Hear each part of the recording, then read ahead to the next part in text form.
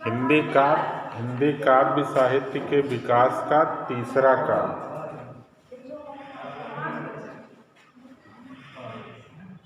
तीसरा काल हमने बताया था, शुरुआत में जो बताया था काव्य साहित्य के विकास का, वो है रीतिकाल। क्या बताया था? रीतिकाल।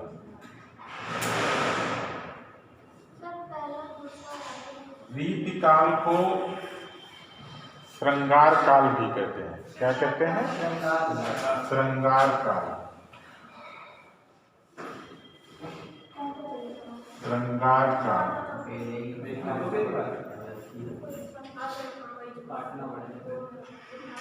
या इसे कहते हैं उत्तर मध्यकाल। क्या कहते हैं? उत्तर मध्यकाल। दूसरा नाम है इसका उत्तर मध्यकाल।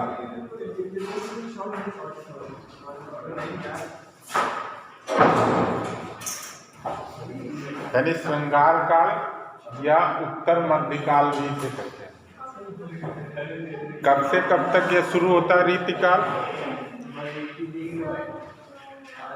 रीतिकाल का समयावधि कब से कब तक मानी गई? 1343 से तो वो शुरू होता है। भक्तिकाल कल बताया था। रीतिकाल शुरू होता है, भक्तिकाल 1643 ईस्वी तक रहता है।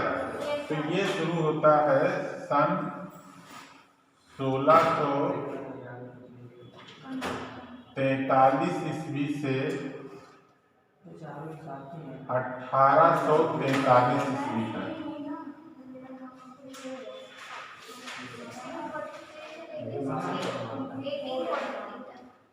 यानी सन 1643 ईस्वी से 1843 ईस्वी तक का काल जो है रीतिकाल कहलाता है। क्या कहलाता है? रीतिकाल। रीतिकाल कहते हैं कि आदिकालीन कवियों की मनोवृत्ति जो थी वो वीरता संबंधी थी। कैसी थी? वीरता से संबंधित कविताएं लिखती थी। भक्तिकाल के कवियों की जो मनोवृत्ति थी वो भक्ति भावना से थी। तो फिर बाद में उनकी भावना बदल गई, उनकी भावना श्रृंगार की तरफ मुड़ गई।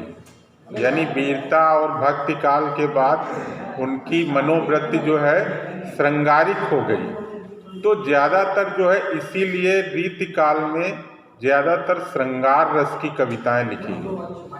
तो इसीलिए इसे श्रृंगार काल भी कहते हैं। क्या कहते हैं? श्रृंगार काल भी कहते हैं। तो रीतिकाल की तीन जो है कहते हैं, रीतिकाल को तीन वर्गों में बांटा गया है। एक पहला है रीतिबद्ध काल, यानी इसके तीन वर्ग हैं। पहला है रीतिबद्ध काल। रीतिबद्ध काल,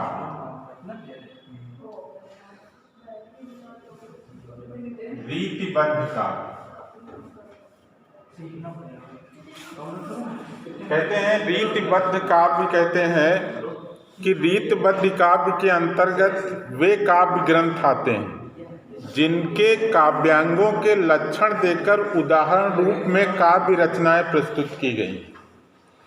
तो इस प्रकार से ऐसी रचनाएं जो है रीतिबद्ध काव्य के रूप में जो है आती है, जो रचनाएं मतलब काव्यांगों के लक्षण देकर उदाहरण सहित प्रस्तुत की जाती।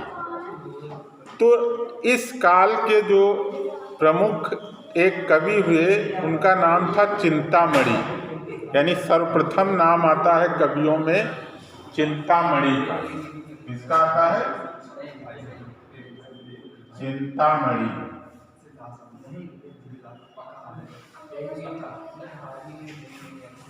चिंतामणि का नाम आता है। चिंतामणि कवियों में इनकी रचनाएं थी श्रृंगार मंजरी। इनकी रचना थी श्रृंगार मंजरी।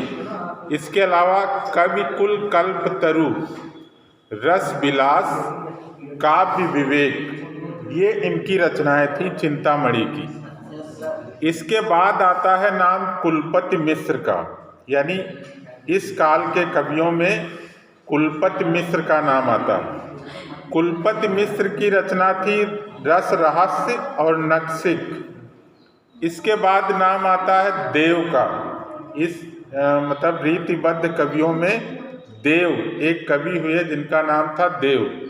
देव की रचनाएं थी भाव विलास, भावनी विलास, काव्य रसायन और कुशल विलास। ये कहते हैं देव की रचनाएं थी। इसके बाद नाम आता है एक भिखारी दास का, यानी रीतिबद्ध कवियों में भिखारी दास। तो भिखारी दास की रचनाएं थी जैसे कि काव्य निर्णय, श्रृंगार निर्णय, छंद प्रकाश। ये भिखारी दास की रचनाएं थीं।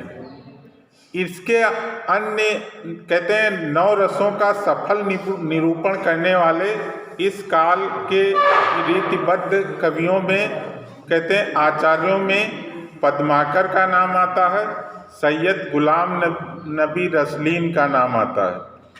तो पद्माकर की रचनाएं थी जगत दिनोद, पद्माभरण, ये पद्माकर की रचनाएं थी।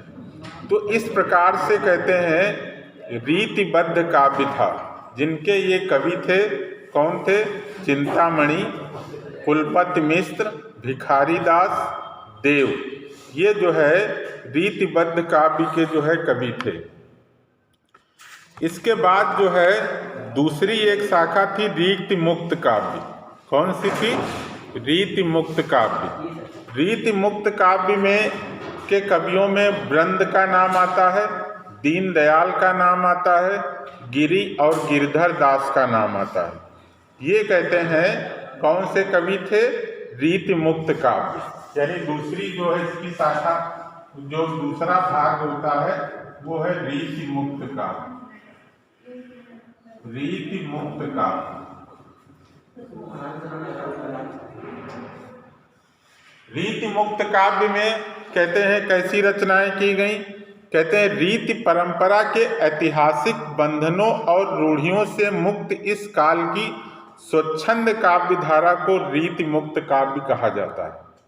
यानी जो कि ऐसी विचारधारा जो बंधनों और रूढ़ियों से मुक्त थी, वो कहते हैं रीति मुक्त काव्य धारा कहलाती है। फिर आता है रीति सिद्ध काव्य। अगली जो थी रीति सिद्ध काव्य।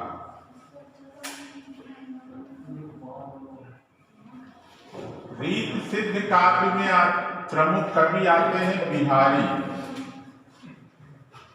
बिहारी की एक रचना थी जो बहुत ही प्रमुख हुई, फेमस हुई, वो थी सतसई। सतसई यानी ये बिहारी की रचना थी। यानी बिहारी की रचना जो है सतसई, बिहारी रीति सिद्ध कवियों में आते हैं। इसके अलावा सेनापति, उनकी रचना थी कवित्र रत्नाकर। तो इस प्रकार से कहते हैं इस काल के जो कवि लोग थे वे ऐसे कवि थे जिन्होंने लक्षण ग्रंथ तो नहीं लिखे, किंतु रीत की जानकारी का पूरा उपयोग अपने काव्य ग्रंथों में किया। वो रीत सिद्ध कवि कहलाए। तो रीत सिद्ध कवि तो 3 तरह के कवि थे इस रीतिकाल में। पहले रीतिबद्ध काव्य, दूसरा रीति मुक्त काव्य, तीसरा रीति सिद्ध काव्य। 3 तरह के थे। तो इसमें ज़्यादातर जो प्रमुख रचना थी वो एक थी बिहारी सतसई, बिहारी की सतसई, जिसमें 700 दोहों के ऊपर जो है लिखे गए थे। तो इस प्रकार से कहते हैं कि ये 3 तरह की जो है प्रमुख रूप से 3 भागों में जो है रीतिकाल को बांटा गया है। यानी 3 तरह के काव्य इसमें देखने को मिलते हैं। इसके अलावा रीतिकाल की प्रमुख प्रवृत्तियां या विशेषताओं में रीति निरूपण आता है, श्रृंगारिकता आता है, राज प्रशस्ति आती है, भक्ति की प्रवृत्ति आती है, नीति की प्रवृत्ति आती है, चमत्कार प्रदर्शन की प्रवृत्ति है। ये कहते हैं रीतिकाल की प्रमुख विशेषताएं हैं।